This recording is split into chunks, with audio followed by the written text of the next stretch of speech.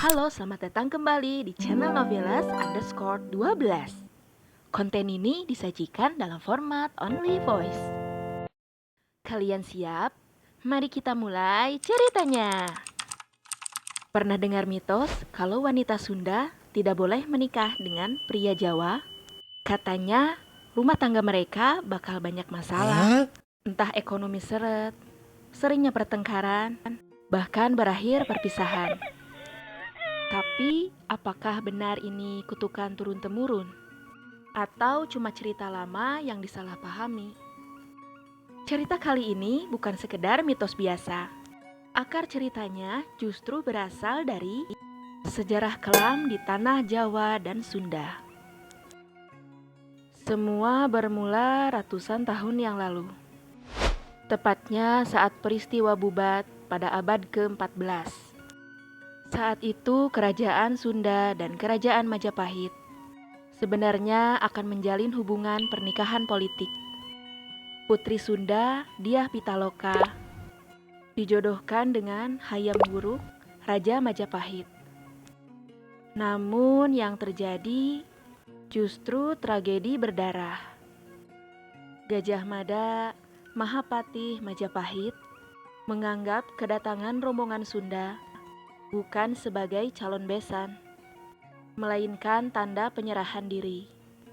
Harga diri kerajaan Sunda diinjak-injak. Pertempuran tak terelakkan. Raja Sunda dan rombongannya gugur di tanah Majapahit. Sedangkan Dyah Pitaloka mengakhiri hidupnya demi menjaga kehormatan. Sejak saat itulah luka sejarah itu tertanam dalam ingatan kolektif masyarakat Sunda. Muncullah kepercayaan bahwa pernikahan antara Sunda dan Jawa akan membawa kesialan.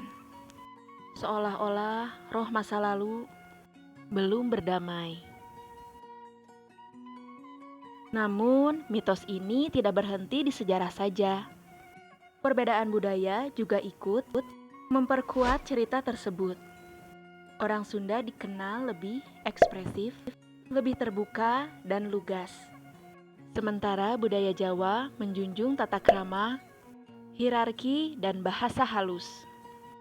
Dalam pernikahan, perbedaan ini sering dianggap sebagai sumber konflik.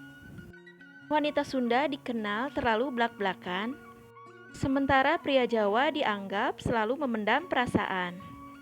Dari sinilah muncul anggapan kalau disatukan pasti tidak akan harmonis. Padahal faktanya, tidak ada bukti ilmiah yang mengatakan pernikahan Sunda-Jawa lebih sering gagal dibandingkan pasangan lain.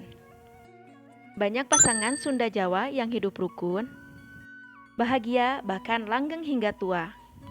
Yang bermasalah bukan darah atau daerah berasalnya, melainkan cara berkomunikasi, saling memahami dan menghargai perbedaan. Mitos ini bertahan karena sering diceritakan. Ditambah kegagalan beberapa orang yang kebetulan gagal. Lalu kegagalannya dikaitkan dengan asal suku.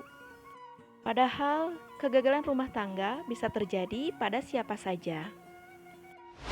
Jadi, apakah ini kutukan? Atau hanya luka sejarah yang belum sepenuhnya dilupakan? Kini keputusan ada di tangan generasi sekarang. Apakah akan terus hidup di dalam bayang-bayang masa lalu? Atau berani membuktikan bahwa cinta bisa melampaui sejarah? Karena sejatinya, yang menentukan kita bahagia itu bukan dari mana kita berasal, tapi bagaimana kita saling menjaga. Kalau kamu merasa cerita ini membuka sudut pandang baru, atau justru bikin kamu berpikir ulang tentang mitos yang selama ini dipercaya, jangan lupa dukung channel ini dengan cara like, subscribe, komen, dan bagikan ke teman terdekatmu.